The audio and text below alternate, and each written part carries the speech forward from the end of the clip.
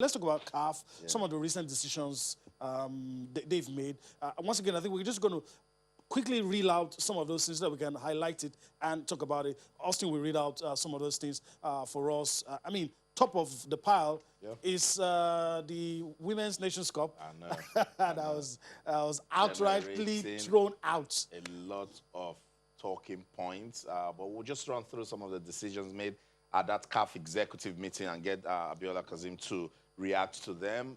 CAF, after consultation, they said with stakeholders and taking into consideration the current global situation, COVID-19 for you guys, they said the 2021 Africa Cup of Nations is now being rescheduled to January 2022. It's okay.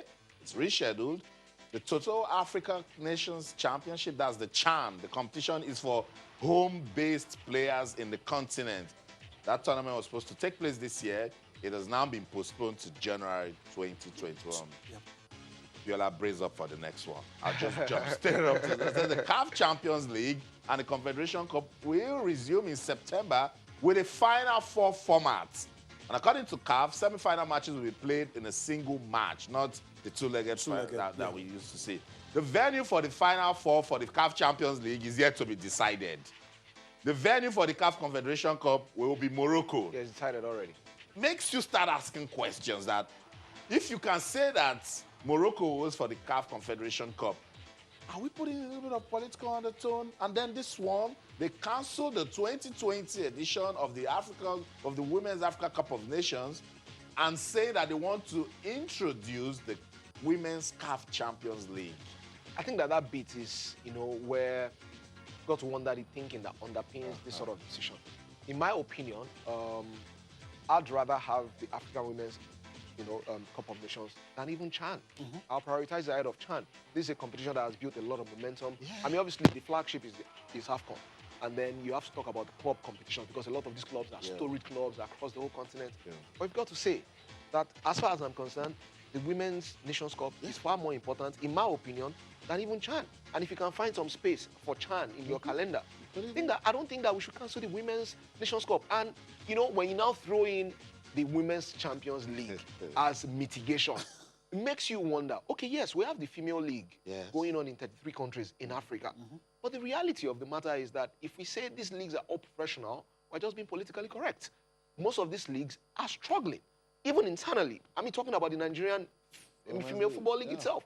It's an almighty struggle. They are doing some great work in terms of publicity, in terms of trying to, build it up. But that's the point. It's still in incubation. And you should let that continue. When you now throw in something like big clubs in Africa, apart from in Northern Africa and a few clubs in South Africa, and they struggle badly to even compete in CAF intercontinental competitions. In Nigeria, we've seen clubs struggle just to meet up with the demand. It's very expensive. You've got to make travel arrangements. So when you have clubs in Nigeria, for instance, and I imagine they haven't come out with the formats, and they haven't come out with all of those details. But the reality of the matter is that this is another layer of logistics, another layer of operations, another layer of cost that are adding to female clubs who are already struggling just to meet up to their responsibilities. What level of branding has CAF even done for that sort of competition that will give it acceptability? I think that, the Women's Nations Cup does a fantastic job. And the last edition was does a fantastic job of propagating the message of female football,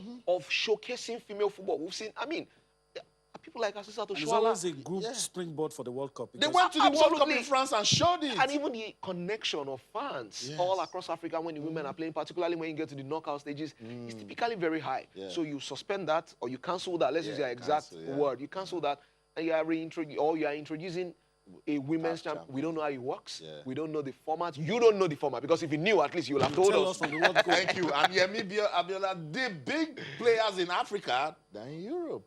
Absolutely. Absolutely. For me, it's cutting your nose, to spite your face. I don't think. I think if in your calendar you can find space for CHAN, I don't think you should even you should even conceive cancelling. Shouldn't have those thoughts. It should never ever come to your mind. We know that COVID has put a lot of pressure on calendar, on resources. We understand all of that, but you shouldn't be sacrificing the African Women's Championship for a conceptual idea that is the African Women's Champions League. There is Champions League in Europe. Yeah. There's Champions League in Asia. But we have to be honest and say that even though we like to, go along with global, best practices in this regard, I think that in Africa we are not, in my opinion, yet ready for something like the African Women's Champions League of Clubs. I totally agree. Let's go to Accra, Ghana. African sports journalist Nuhu Adams is standing by to also give us his reactions to these decisions made by the Confederation of African Football. Good morning, Nuhu. Welcome to Sports This Morning. Good morning, Austin. Awesome. Good to have you on the show. I've got Abiola Kazim in the studio, and my colleague Yemi Adebayo is also here. We've been talking about what happened at that CAF Executive Committee meeting. Abiola believes that CAF, they weren't thinking when they cancelled the 2020 edition of the ALCON and introduced the Women's CAF Champions League. Do you also share that view? It is very, very disappointing that the 2020 Women's African Cup of Nations has been cancelled because it is the flagship football competition for women in Africa. So probably CAF should have find a way of organizing that tournament, because you look when we are talking about football in Africa, you talk about the African Cup of Nations. The next thing you will talk about is the Women's African Cup of Nations. So I think it is because of preparations. CAF did so bad in preparing for the 2020 Women's African Cup of Nations. As at the time they were deciding, the tournament was not even having host. So I think preparations were so abysmal. That's why CAF decided not to go ahead with the organization of the 2020 Women's African Cup of Nations. Because I still don't understand why the biggest football competition for women in Africa will be cancelled. At least we still have 2021. The qualifiers and the tournament should have gone ahead as planned. But the Executive Council decided to cancel it, which I believe is very, very embarrassing and very, very disappointing. With the introduction of the Women's Champions League, yes, many people have been calling for it, using Europe as a yardstick. What I can say is that if we use Europe as a yardstick, we are getting it all wrong. Because if you go to Europe, the big teams are now owning most of the women's football clubs. You take the Barcelonas, take the Olympique Lyonnais, Manchester City, Liverpool. Now Manchester United are also owning women's football teams. So it is feasible for them when they are playing Women's Champions League in Europe.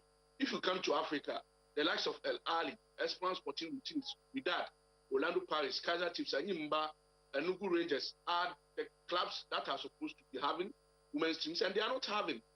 The little women's football teams we have in Africa are financially challenged, and it will be very, very difficult for them to compete in CAF Champions League, the women's edition. So I think most of these decisions were in a haste. I think we should have waited for some time, because if Al Ali, Esperance, Mamelodi Sundowns, Orlando Pirates decide to establish women's football teams, I think it will be very, very feasible for them to play and compete so well in Champions League. Maybe CAF is having a master plan. At least they can host the competition in one country, and I think most of the clubs can afford the cost by going to one country to play the competition. But for now, I think the decision was in a haste, and I never agree with the CAF Executive Council. Let me just put one to you before we wrap it up, Nuhu. What do you make of the CAF Confederation, the decisions made on the CAF Confederation Cup and the CAF Champions League, particularly the Final Four format and the venue? For the CAF Confederation Cup, CAF says it will be in Morocco. For the CAF Champions League, not decided. Do you sense any political undertone in that decision-making process? Well, we all know Cameroon had already won the right to host the finals of the CAF Champions League, and Morocco also winning the right to host the CAF Confederation Cup final. So it is okay if CAF decide to host the rest of the tournament or the competition in the country. Just that if you look at the Confederation Cup, we are having 3 Moroccan teams, which the other teams believe it is going to favor the Moroccan teams. And I think that the CAF will have to look at that. But I don't think it's a bad decision, because looking at the restrictions in many of the African countries, you have to be quarantined for 14 days when you arrive in particular country. So it will be very okay if CAF decide to host the competition or the rest of the competition in one country. But Morocco having 2 or more teams in the semi-finals of the CAF Confederation Cup is making it very, very difficult to accept. But I think that was the best decision available, and that's what they decided to do. In terms of the CAF Champions League, already there have been rumors that United Arab Emirates have offered to help CAF host the rest of the CAF Champions League. That is why CAF couldn't come out with a venue or a country where it will be hosted. I don't still know when CAF is announcing the venue, but UAE are trying so hard to get the hosting right to host the semi-finals and finals of the CAF Champions League. But I think if we had given it to Cameroon, it would be very, very appropriate. For Cameroon have very good new stadiums. They have renovated most of their stadiums for the 2020 Chan tournament and 2021 Africa Cup of Nations. So in order to test those facilities and infrastructure, I think if we should give Cameroon the go-ahead to host the semi-finals and finals of the CAF Champions League, it will be very, very appropriate. But let's wait for CAF to announce where the CAF Champions League will come on. For CAF to make that announcement. Thank you so much, Nu Adams, for your time. We appreciate you. I will get back to you again whenever I want your opinion on African football. Thank you so much. That's our friend and sports journalist, Nu Adams. Talked to us from Accra, Ghana. I'm sure, Biola, it made some sense, particularly with giving Cameroon this CAF Champions League too. I mean, yes. You know, the thing about taking African football outside of the African continent is that there are 2 ways to look at it. Yes, on one hand, it's an African competition. You would like to domicile it within Africa. Yes. But the other thing as well is that you can see with examples of other countries in Europe who are taking their game all across the world. The NBA is traveling. Absolutely. Yeah. We saw the Italian Super Cup. They went to Beijing, you know, to go and pay it a couple of years ago. So people are trying. The last one was, I think, on Saudi Arabia. People are trying as much as possible to take their sport to new audiences. And I think exactly. And so I think that's one way to look at it. It's not necessarily a bad thing. It's something that they can consider. So if Cameroon hosts it, fabulous. But also, if you take it to UAE, in my opinion, it will be to start to recruit new global audiences for the African game. And who knows, if you go in there and the games are fantastic, excellent football, what can then start to happen is people can start to feel like, look, we're missing out something here. Let's go invest. Absolutely. And then it's possible that things like TV rights and a few other things like that start coming in. I totally agree. So that's it. Let's see what the Confederation of African Football will do with that. Sports this morning on Channels Television. Let's go on this break. When we come back, the English Premier League, we get our attention. Abiola will talk about that one also, so don't go anywhere. Stay.